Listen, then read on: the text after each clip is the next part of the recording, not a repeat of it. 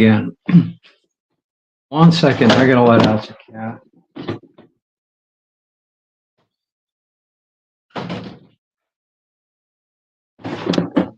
Well, that's the good news and the bad news in having cats. Sometimes you just, I'm not quite sure what's happening. I've a completely full screen and I have a big screen here. It's like a 34-inch screen and it just completely decided to fill itself. So I got a big close-up view of myself and I'm not sure that's always brilliant. Anyway, but there you are. Hope you had a good weekend. And if this is not Monday for you, then whenever the weekend was, I hope it was a good one. I'm just getting on with today's reading, and here it is. It's called I Reawaken Clear-Eyed Intimacy. I Reawaken Clear-Eyed Intimacy. First quote is from Ernest Holmes in Creative Mind on page 47. And he says, learn to see God in all manifestations, in all people, through all events. So everything you see and take in is an expression of the divine. That's what he's saying there. And in the Science of Mind textbook on page 489, he says, we're already inlets, but we must consciously become outlets. Sometimes, if I have the opportunity, I'll look at where the quote came from and I'll read around it and see what it says. And actually, the little bit before that is where this comes from, and it's from Emerson. He says, Emerson tells us that we're inlets and we might become outlets to the divine nature. So, in other words, we're inlets, but we must also pass on that which we learn and become to help make the world a better place. And this is from Reverend Margaret, who says, recently, I saw a PBS interview with the author Sherry Turkle, whose latest book has the intriguing title, Reclaiming Conversation. Her quiet concern was that in this age of teeming technologies, the capacity to have true and focused conversations is being lost. It has become so easy to communicate via smartphones, computers, and other gadgets that the need for face-to-face talk is being lost. This concern is not unknown to me, for I've seen people sit across from one another at restaurants, not speaking, but instead playing with their handheld devices. And it's true. I mean, pretty well go anywhere where people are having to wait for anything, and they're on usually their phones, their mobile devices, if you want to call it that, to be more accurate. In fact, it's not only there, I see it at the gym. And sometimes it's both intriguing and frustrating. It can be frustrating if you let it be, but then you can do other things to avoid that. You see people sat at a machine that you want to use, and what are they doing? They're just doing this, they're just doing this. And they can do it for 5 or 10 minutes and not use the machine at all. If you go and ask them, say, are you using the machine? They'll say, oh, yes. And then typically they'll put their phone down and get on with it, like they should have done in the first place. But you can sometimes see people there for 15 minutes just using their phones. Usually, they don't usually take tablets in the gym, their phones. And they can be just playing away on it, and other people are waiting to use the machines. So the question is, what do you do about it when that happens? Well, you very politely ask them if you could use the machine while they're doing whatever they're doing, texting, looking at social media, whatever they're doing.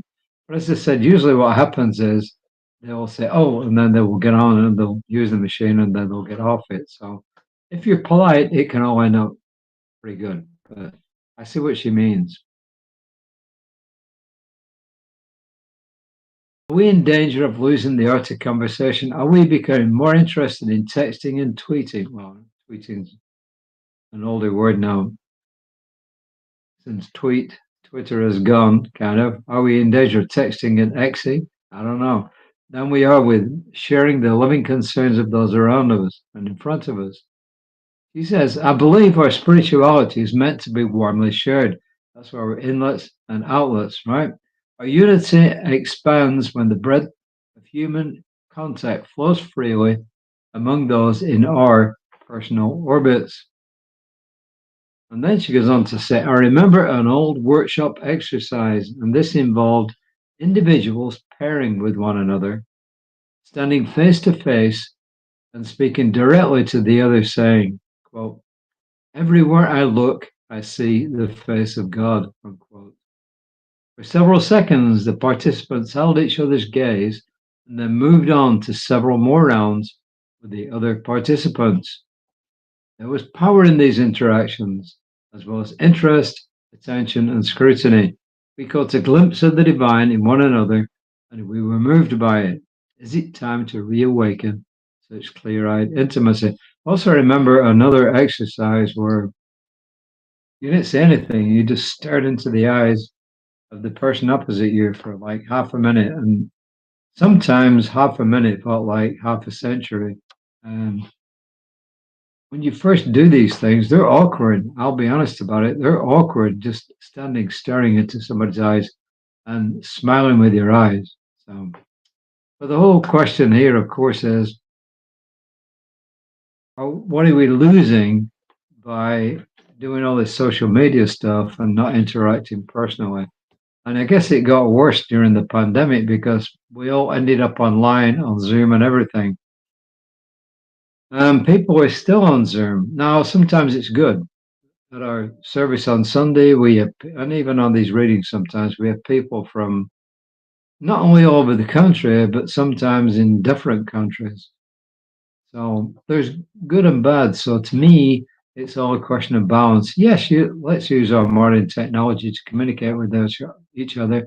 However, let's get back down to personal contact. And my wife, who thinks I don't do too much personal contact in that regard, she says, you think like a lawyer. Well, I'm an engineer, and I guess there must be some similarity there. And yeah, I mean, for most of my life, I was left brained, and I had to kind of learn how to be a little bit more right brained. So, but the bottom line is, and it's a really simple thing, is let's do more personal sharing. Let's do more personal interaction as opposed to just doing it through our phones. Or if we can, you know, directly through Zoom. I'll tell you this. I teach classes at our local community college. The main one I teach is world religions. I teach others as well. But I'll tell you this. When I got back after the pandemic to having people in the classroom and not just online, it made a big difference. It felt so much better. I mean, really, you got more personal contact. I know online you can look at people, but trust me, when the people came back in the room again, wow, it was like night and day. So this is really all I get to say about this. I did change her affirmation up slightly. Besides the I am the place where God stands forth in the world as me, that's every day. I seek a shared oneness in the company of my spiritual companions as I give all my complete loving attention. I changed it, she said follows. I seek a shared oneness in the company of my spiritual companions as I give all my complete loving attention. So I would simply say our job is to look out for those times when we could do personal interactions instead of just doing them through some electronic means, whatever that may be. Reverend Lisa will be here tomorrow morning. Well, she will be on Creative Life Spiritual Center's Facebook page tomorrow because this is going out to different social media.